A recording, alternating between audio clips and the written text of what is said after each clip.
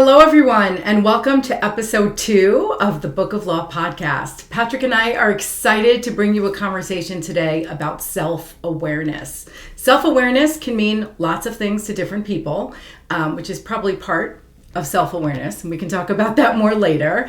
But what you'll hear from us today is a little bit of a discussion about our personal journeys and also some information and insights about what self-awareness means, particularly in the workplace, and what is the responsibility of all of us as employees, as colleagues, and as leaders when we bring our whole selves to work. What level of authenticity is appropriate and acceptable? What are some of the things that we should be aware of as we interact with other people? So we are up for a great conversation today, but I'd love to turn it over to Patrick to get us started. Yeah, thank you, Rachel. If the background's different for folks, I'm in an undisclosed location in the Northeast, traveling on business. But I did bring all of my gear so we could record this episode. So forgive whatever the background looks like on my end. I love the topic of self-awareness, Rachel. I mentioned a little bit last week and a little bit of the intro when we were talking about culture. And you made a great comment about like the next episode we're going to have out there. We're pulling a thread together for folks if they want to track along with us on everything regarding leadership, culture, talent, behaviors, what's appropriate, what's not, et cetera, et cetera. But I think this topic in particular is super important because you can't have a good culture, a decent culture, or an okay culture without talking about self-awareness and why certain people bring a certain version of themselves to work that may be additive to culture or subtract from culture, impact culture, drive a different outcome than what you want. Some of the feedback I received from one of the last couple episodes was around the episode 0 comment I made about our associates at work should be treated like our customers. Like associates get to make the choice where they work. So obvious when you say that out loud, but creating a positive environment that people want to be a part of is a force multiplier for a company's success, whether you're a not-for-profit, whether it's a military unit, a police department, a fire department, corporate America, like how people show up and create a positive environment or a positive energy for people that want to be part of it is huge. So like on my journey, I joined the military really young. My mother had to sign my agreement for me to join because I was 17. I wasn't of legal age to join the military. And my military time was very different and unique. I did not stay in a traditional soldier's path or unit for long. I met some really inspiring, insightful leaders that I ended up deploying with to the Middle East for the first Gulf War. And it was a job where I wasn't with other soldiers a lot. I was with big bosses. I mean, there were soldiers too, but they were big bosses, captains, majors, lieutenant colonels. And it was an amazing experience for me. But when you're 18 and 19 by the time I got to Iraq for the first Gulf War, you don't really know who you are. You're really just kind of figuring it out. And if you skip way ahead to when I got out of the military and I moved back to Rochester and I was going to school at St. John Fisher in Brighton, and I was flying. I was an aviator for a family business charter company, flight instructor, charter captain, going to school all day. And then I joined corporate America a couple years after that in 1996 at ACS. I still didn't know who I was.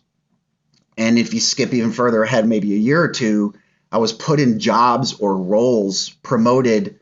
I'll say it out loud now that statute of limitations is over and it's too late now. But I was way too young for the job they gave me.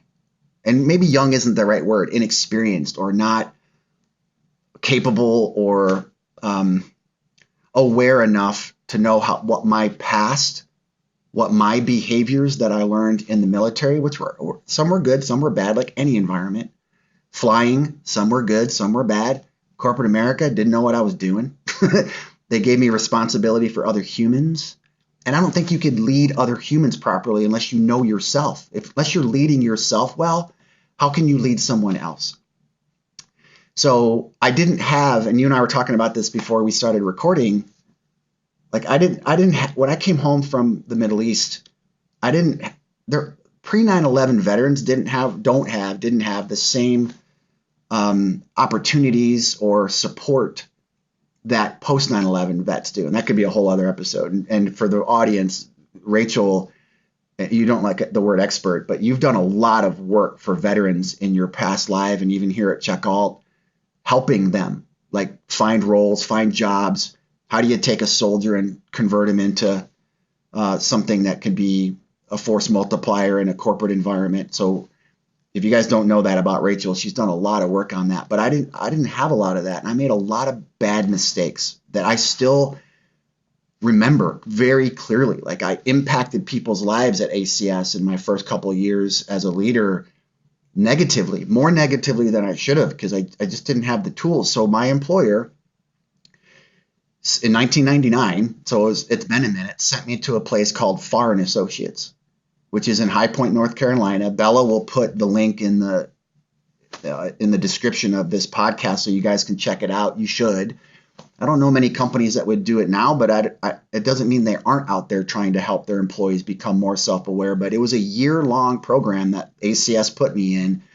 My bosses joked that it was obedience school, trying to teach me how to behave in a corporate setting. But some of the high-level detail is they came into Dallas at ACS at 2828 North Haskell. They interviewed 10 of my coworkers and recorded what they said about me. And then I had to listen to those recordings. And everyone knew that I would hear it, but they didn't hold back. And hearing behaviors, comments, and you made a comment last week about certain bosses.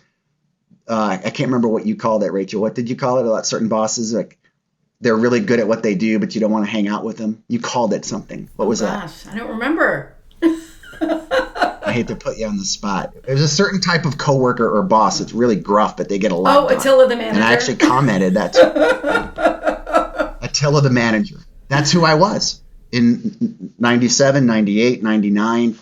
But this program really got deep in my brain because it's a team of psychologists, psychiatrists. It is a fully functional organization in and around leadership and holding you accountable to yourself and helping you become aware of what and who you're bringing into the conference room with you, or the meeting, or the squad car, or the platoon meeting, or whatever, whoever's listening to this and whatever you do, it really taught me, and they do a really great job of making sure you know who you are and why. We got into my parents' divorce in high school. We got into my military time. Like it's hard to talk about that stuff when you're sitting with other corporate types, but we all have these things about us that we come to work with. And how does that make the other person feel? So the more self-aware that you are of who and what you are bringing with you to any engagement you're in, right down to sentence structure, word choice. I tell people all the time, like words are like bullets. Like once they're gone, you can't pull them back. So choosing sentences and how you dialogue with people, you want them leaving feeling better than what the conversation started. And I didn't know how to do any of that. I also referenced last week, I didn't know what culture was until I got to US Bank in 05, 06. So imagine me from 96 to 05 as a leader of people in a corporate environment, not knowing who I was yet or still figuring it out, and being in an environment that didn't hold you accountable to behaviors, just outcomes. And then you end up in a place that cared about both. It's heavy stuff. So I wanted to touch on that just a little bit, that there are lots of resources for people out there if you're willing to invest in yourself, which is a great investment from a career perspective. Again, regardless of what market you're in, what type of businesses you're in, not-for-profits, military, law enforcement, whatever it is, knowing who you are is critically important. And Rachel, I know you've done a lot of work on this front in terms of your own journey and your education and the jobs you've held, trying to help leaders become better people at the same time. Yeah, I don't know how you want to it's opine such on an that, interesting space. And I think you were given an amazing gift of that kind of opportunity. I think, as you say, most companies don't make that kind of investment in most people. And I think part of that is a reflection on the potential they saw in you, right? And probably also the timing, right? If you think about it, and if you look back at the way that behaviors are appreciated or accepted within corporate America, right? Even going back to watching Mad Men and, classic movies like 9 to 5, it's a very different world now. And I think in the past, as you said, outcomes, were what was prized, right? You come in, put your head down, get your work done, Doesn't matter if you're nice to people. It doesn't matter if you build relationships with people. It's just all about making money, right? And meeting whatever goals that were defined. And I think that corporate America has become more self-aware. Definitely not perfect. There's still a lot of work to do. But I think what we realize is that and I heard Brene Brown talk about this last week. She's got a new podcast. She took a break from social media for about a year, and then she just started her new podcast. Bella will put it in the show notes. And she talked about the wake that we leave. So Patrick, you probably know more about boats than I do, but boats leave something in the... Not the Navy. I know. I was in the Army, not the Navy. So maybe somebody in the audience knows about boats. So if you can tell us the science behind the wake that's left, right? When you, I don't know, drive a speedboat, right? You leave a wake behind you in the water. And I think people do the same thing. And it connects to what we talked about last time with culture, right? We show up in a room and what we say, as Patrick just mentioned, does leave a wake. What we do sends messages. Some are very overt messages, some are more subliminal. But I think having the self-awareness as leaders to know the effect we have on other people around us is tremendous, because it can inspire other people to do well. It can also create those unwritten rules about what's acceptable and what's not, right? Which leads us back to that culture conversation. And so I think that experience that you went through must have been transformational. I think since then, there have been other ways that we try and accomplish similar things in the workplace, right? So feedback, I think, is tremendous. One thing that I learned again, as I mentioned, I'm a student of psychology. And one thing that I learned from one of my professors is that when somebody gives somebody else feedback, it could be very natural to feel defensive, right? So you say, I really think you should blah, blah, blah. And you sort of bristle, right? And most people's immediate reaction is, wait, are they criticizing me? Am I doing something wrong? But if you say, is it okay if I give you some feedback? Or would you be open to hearing some feedback? If you ask that question, most of the time they'll say yes, right? And they'll be much more receptive to it. And so I think feedback, or as some people like to say, feed forward, right? Feedback is more like, you should have done this. And feed forward is more like, going forward, I would like to see you do that, right? So it really is a little bit more productive. And getting that feedback in all directions can be invaluable if people are open to listening to it and if the culture makes it safe, right, to appreciate it. Obviously, relationships go a long way, right? You're much more likely to accept that kind of feedback from somebody who you have trust in. I think one step beyond the experience that you described is probably the classic 360, which used to be very expensive and very complex. And, companies hired a third-party consulting group to administer them. And, you had to do a whole readout. And now there's some very cool technology that allows you to capture feedback from various perspectives. So at Checkout, we use Lattice, which is a really great employee engagement platform. In our review cycle, we have peer feedback at mid-year. And then we've got manager feedback, of course, every step of the way. And then we also give our employees a chance to review their manager. So there's upward feedback as well. And so there's still some work that we have to do to encourage people to be honest, right? And one thing we tell our managers to do is let their employees know that they want it, right? Have the self-awareness to say, we know we're not perfect. We want you to tell us how we're doing. So I think having that feedback loop in place, creating a culture where people feel comfortable sharing is really important. Yeah, there's a document that I've used in my past. I'll find it and I'll ask Bella, our producer, to put it in the notes for this episode. But it's 20 questions, and it's you reviewing yourself in takes less than 5 minutes. Boom. What I used to do is then ask everyone who took it to hand a blank one to their peer group and to pick 3 people who think like you and 2 people you don't think like you. And maybe like isn't the right word in work environments, but appreciate you, whatever the terminology is you want to insert. And that's a quick feedback loop. And it doesn't take long. And you're not asking the person to fill out a 100-person questionnaire. And It's literally less than 5 minutes. And it was a Word document I used because I would hold generational awareness meetings.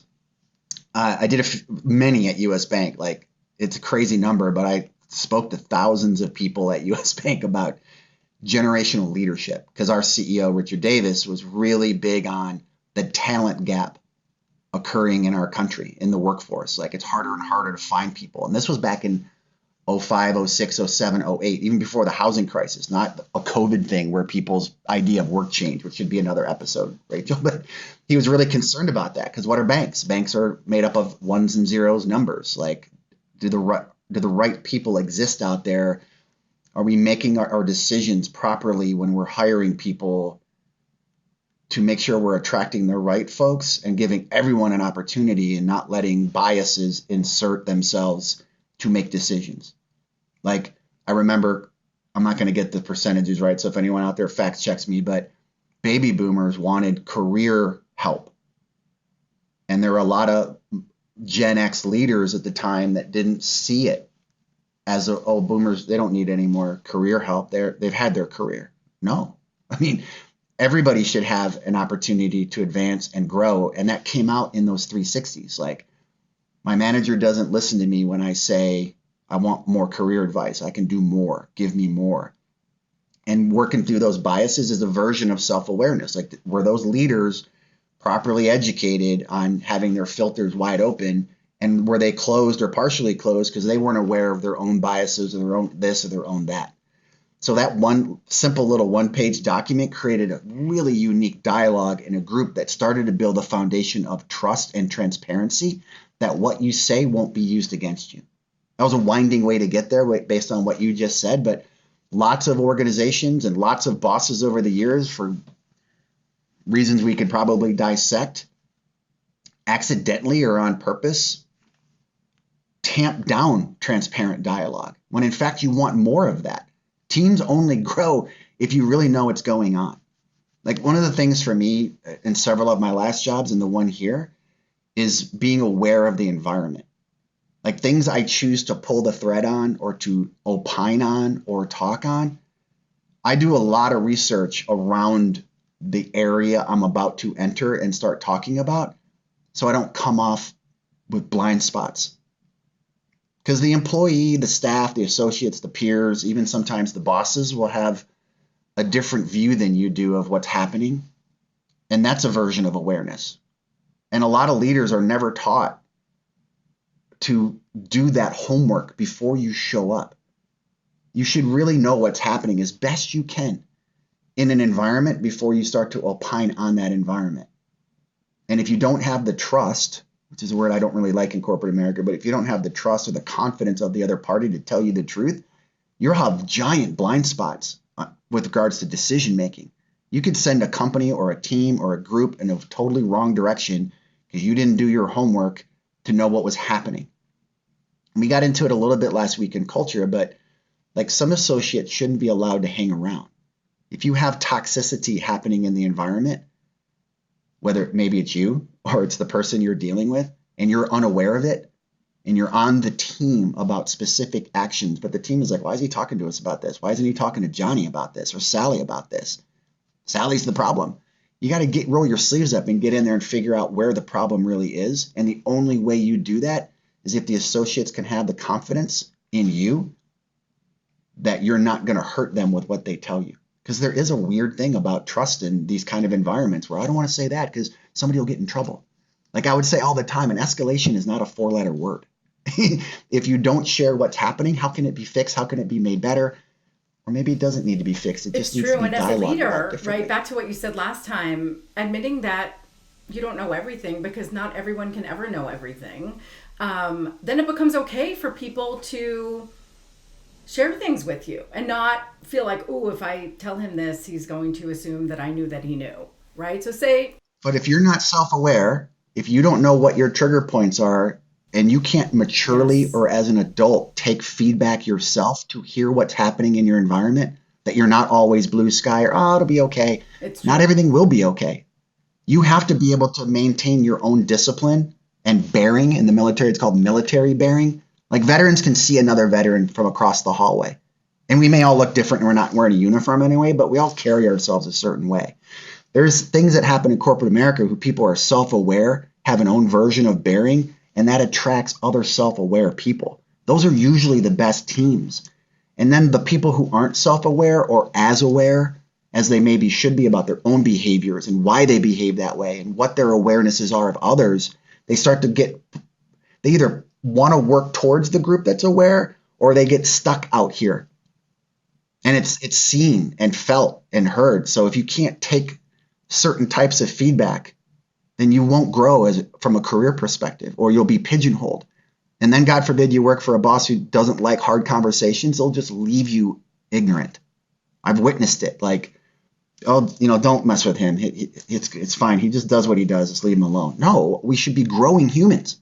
And like, you don't have to go to Foreign Associates and spend thousands of dollars to listen to recordings of people, how they love you or hate you and why, to become self-aware. There's a lot of cool things out there for people to use to get to know themselves a little bit.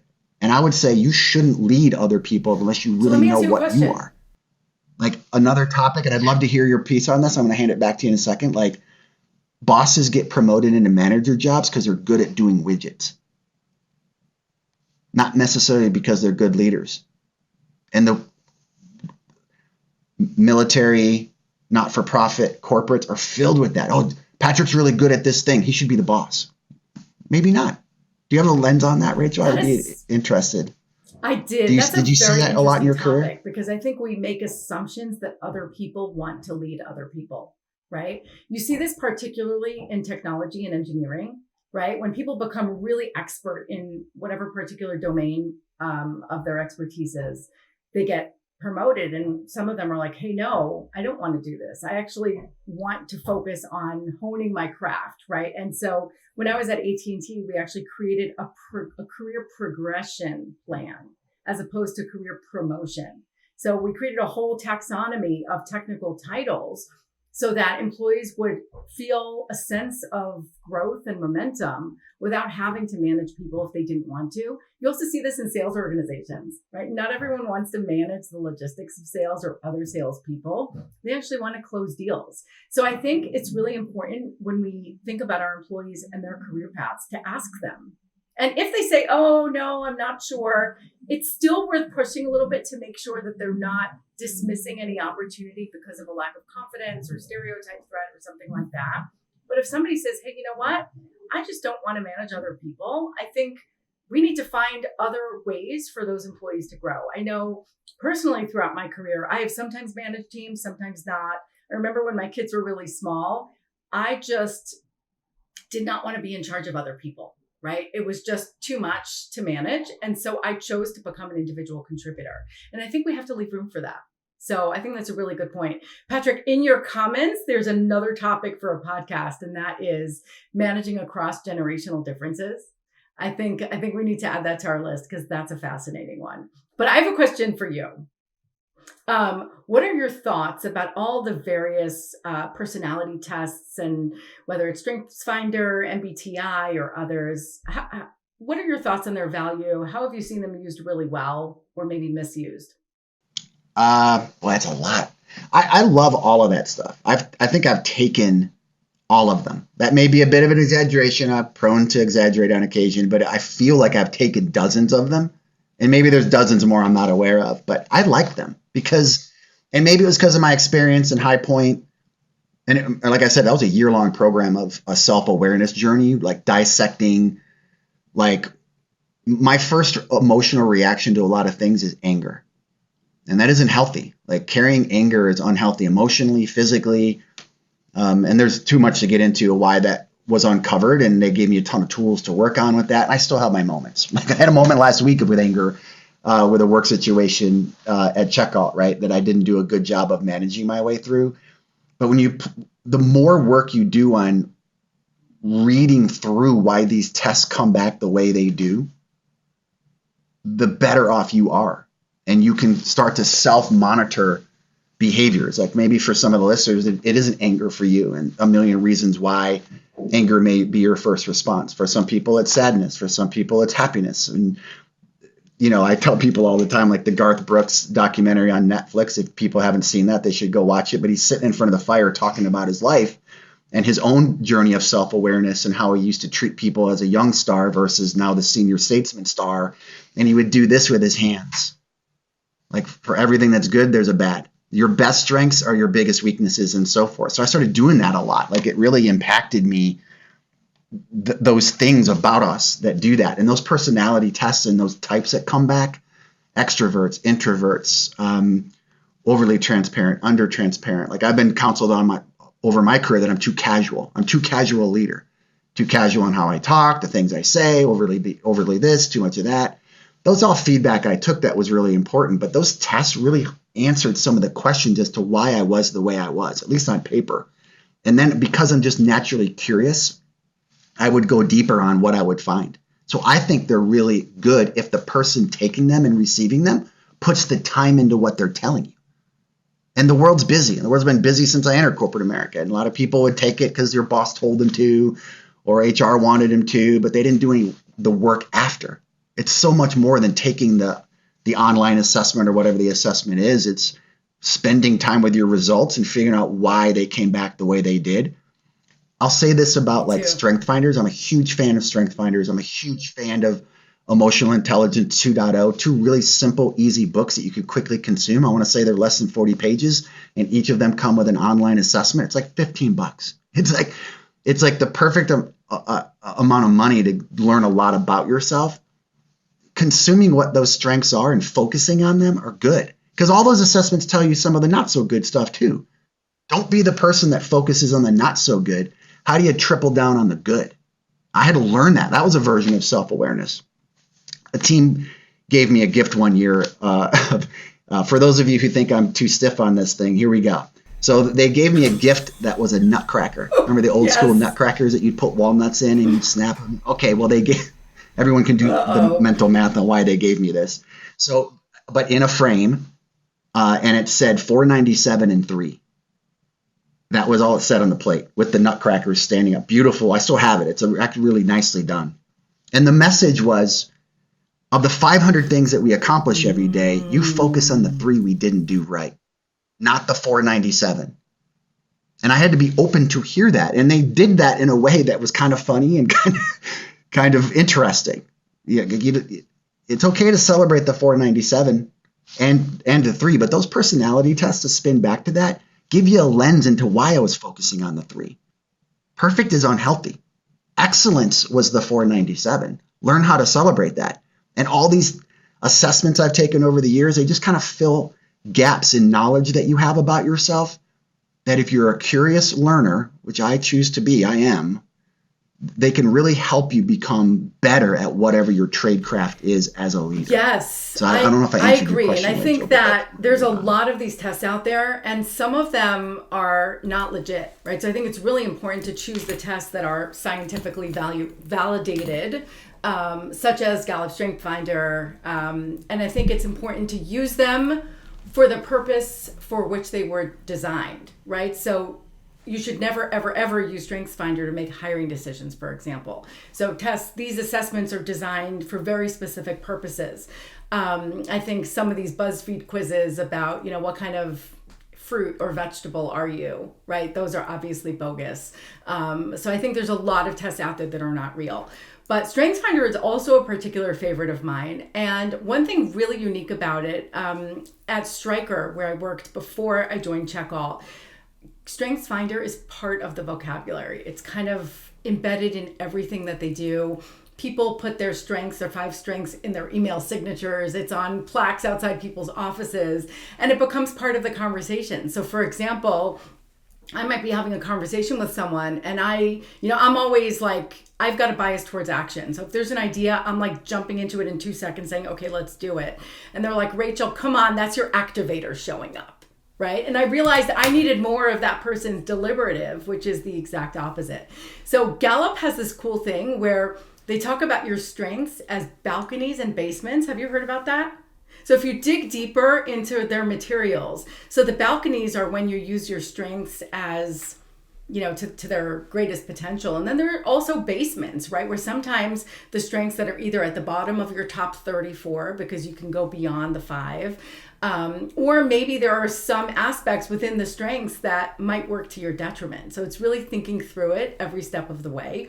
One thing unique about the culture at Stryker is that people were really comfortable talking to each other about their strengths. So there's one thing to be super self-aware and spend time kind of pontificating about your personality and understanding yourself really well. But if you don't actually talk to people around you and say, this is why I reacted this way, I'd like to give you insight into my personality so that you know how to work with me, that's when self-awareness can be so incredibly valuable.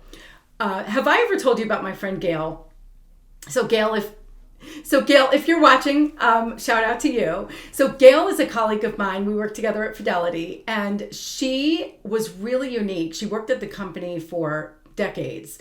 And her practice, which I had never heard before, she shared this with me, was every time she got a new manager, and you know what happens in big corporates, you get a new manager like every year when there's a reorg. She had a slide deck that was about me. And it was all about Gail. It was about her strengths. It was her MBTI, Myers-Briggs Index. It was about, here are some things that I do really well. Here's some things that I'm working on, right, to get better at. Here's the way I'd like to be, here's the way I like to receive feedback. Here's the amount of time I need, and it was just basically an instruction manual of how to work with Gail. And I remember being fascinated by it because that was self-awareness times 10. Right? That was saying, here's a shortcut, right? I don't need you to waste all this time figuring out how I tick. This is me, this is who I am. I'm a work in progress. And I think, again, when self-awareness is extended to how we collaborate with each other, it can be so incredibly powerful. I injected these. That's so cool. What a neat thing to experience. To be laid out on a page like that so people understood you a little better. It's cool. That's a version of transparency. You were at places. I love listening to your past stories, Rachel, because whether it was you doing it or just the luck of the environment that you inserted yourself in or got hired into, this sounds like a group of people that just wanted to get better personally, professionally, every day. That must have been a lot of fun. I started doing vibe reviews probably 15 years ago. I haven't done them yet here, Rachel, and this is the first time you've heard me say it out loud, but we'd get 10 to 15 people in a room with an independent moderator, which is hard to do because there's not a lot. Sometimes, whether perceived or real, it's hard to find independent people on teams or in organizations. But you would share blindly, right, reads on each other. So you'd get assigned somebody. You wouldn't write the name down. You wouldn't overshare, but you would say, here's how I see this person. And you'd move the cards around to different people, and you would read, Patrick's passion can sometimes be overwhelming. or the look on his face doesn't match what he's thinking, and it confuses the environment. These are real things, by the way, everybody, that I've been told over my career that I try to work on. But those vibe reviews did a lot of good back in the day because it changed the dynamic of what a meeting was or wasn't. Because you learn about yourself. Oh, this is why Johnny is the way Johnny is. Because at the end of that vibe review, if people were willing to take the blind off, they would say, well, that's me. And then we would turn it into a game. And we would say, who does this sound like? Well, it's got to be Sarah. Now, this could be dangerous because what if it wasn't Sarah? But that would start interesting dialogue. It was gutsy. And at the time, I didn't tell my HR partners at the bank I was doing this. I just wanted to do it because I was constantly experimenting with human performance, human awareness, because FAR was so impactful to me. And then some other things that I experienced in my career, I just wanted to change the environment. I wanted the culture to be something of our own. I didn't necessarily want to follow what corporate HR wanted from a human performance perspective. Not that I knew better and I didn't have the classic training. I was just super curious about, could a team do this without HR involved or social scientists involved? Did you ever have any negative reactions to it? It went great. We had 2 or 3 people over the years that were like, I don't want to do this. And we didn't make them. I mean, how could I? But most people wanted to. And that team at that time from like 09 to 15, 16 was a high performing team of people. And it was about 400 of us on the team at the time that really got to know each other in a different way. So meetings started to move differently because you already knew what the look on my face probably was, or what Sarah was really saying, the way she sat there like this. She wasn't being closed. She was just thinking.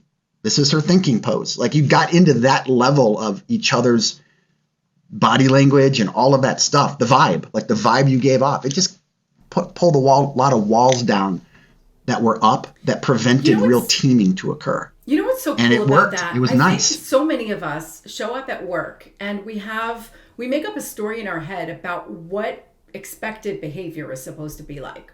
And sometimes it's because we, I don't know, had a manager before that we admired and we kind of want to model ourselves after them. Sometimes it's because we see other people behaving in that way. And I think the stories that we have in our head don't always match with reality. And I think sometimes people come to work and they're not as authentic as they could be. And it actually sometimes holds them back in their career. So I used to work with this awesome person who graduated from college. She identified as LGBTQ. She was out in college. She joined a very conservative corporation. And the message that she received throughout her interview and hiring process, again, which is another learning in and of itself, was that in order for her to be successful in this company, she had to kind of dress much more stereotypically female. And so she went out and bought herself a very feminine wardrobe and grew out her hair and covered her tattoos and showed up at work and was awesome at her job. And every time, somebody said, "Hey, I'd love to set you up with this guy I know," she would just kind of make an excuse. And then finally one day, this was a few years into her career, somebody again mentioned, "Oh, I know this guy, he'd be great for you." And she just said, she decided she was going to go with it. And she just said, "Oh, actually, I date women." And this person, and she was like waiting for lightning to strike, waiting for somebody to fire. And the person was like, "Oh, awesome." And that was it. That was the conversation. And so this person, she was like, "Whoa, oh my gosh, maybe I don't really need to pretend to be someone I'm not." And so she cut her hair and she started, wearing short sleeve shirts. She got really cool full sleeve tattoos, and she was just started being herself. She started talking about her girlfriend, and besides for her feeling like a weight was lifted off her shoulders because she finally felt like she could be who she really is, she got 2 promotions in the next few years. She was this is still a very conservative company. She was client facing, selling into very conservative accounts, and everyone appreciated her for who she was. And so there's a lot to unpack there, right? So obviously the company was sending subliminal messages of the opposite of inclusion, right? Because people don't just make up stories in their head. They're seeing cues. And I think that's another message for leadership for another time. Or her past. Yeah, but I think, "Oh, don't say that." And it wasn't the company's fault because look how the company reacted when she finally came out with it. Right? But I think when she felt like she could be herself and just do her own thing, her career took off. By the way, we once put together a deck for a conference, and all of her slides were entirely in Bitmoji. She's a very cool person. But I think it brings us back to this concept of self-awareness and how we share our self-awareness with other people. And I think as colleagues and as individual contributors, it's really critical because people need to get to know us in order to work with us. But as leaders, the messages we send based on the things that we say and the actions that we do and the comments that we make have an impact on how other people feel, right? And how they feel they can express their own self-awareness, which is really interesting. Always be the leader you always wanted for yourself, for others. Yes. That's a mouthful. And the only way you can do that is by being your authentic self. And we're almost out of time. I'm going to let you close it and introduce the next topic, but I'm going to tie off with, I mentioned that I've been counseled a lot about I'm too casual. Like particularly at the last place I was at, the job was a pretty big job with thousands of employees, and not everyone reads you the same way when you can't reach out and be as personal as you want to be when you're leading that many people. But I didn't stop who I was. I don't like a lot about me sometimes, and I control a lot of things about me, but I like me more than I don't. And I want me here. So just like your story of the person who cut her hair in the feminine clothes, I don't want to be something I'm not. And I can explain why I am the way I am. And people can either digest that and accept it just like I do with them or not.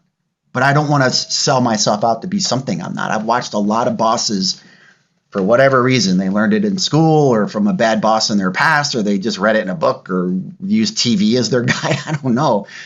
But a lot of people come and try to be something they're not in a leadership position. It's so and it just true. comes off as fake. And if you come off as fake because you aren't in touch with yourself about what you're presenting to the world in your speech, in your facial expressions, your body language, whatever the vibe you bring in, then your team won't follow you properly. They'll do the work. But if you really want to win, you want the culture inserted to where they want to do more for you. They want to do more because they know they're part of something bigger than themselves. And that's what really people want. But the only way to get to that part is to know each other. We're not going to spend holidays together all the time. We're not always going to agree religiously, politically, all the stuff that get in our way. But teaming, culture, self-awareness is what drives positive outcomes for growth, not-for-profit donations, corporate revenues, expense containment, military strategy and execution of a plan. Like if the team isn't fully baked or somewhat baked, it won't work. So that's why I love this topic. And to your point, we could spend days talking about this because there's so much. But I'll turn it over to you to close this out. But I enjoyed this, Rachel. I always like our time together. Now, and next week we'll be together doing one of these. Like we're actually going to be shoulder to shoulder, so people will get a different view because I'm going to be in the New York office. And so Patrick, keep being you. We love the real you at Check All, casualness and all.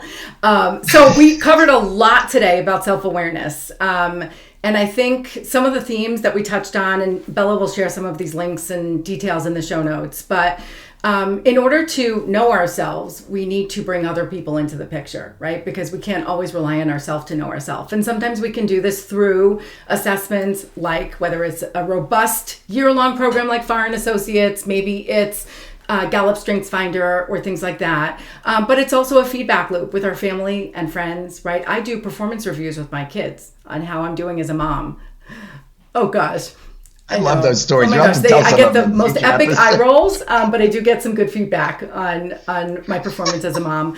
But I think, again, collecting that feedback and then also sharing it out with other people that we work with, right? We continued some conversations around vulnerability, right? And being our authentic selves, not having to pretend that we know everything. By the way, I think that comes with age. Maybe we'll talk about that during our generational discussion. People definitely seem to feel more comfortable. I know for myself, that was the case. And so next time, the episode that we will record in person will be about EQ and IQ. So it's a logical extension of this topic, of our last topic, and looking forward to sharing some really interesting insights with you. Thanks for joining us. Bye. Bye, Rachel.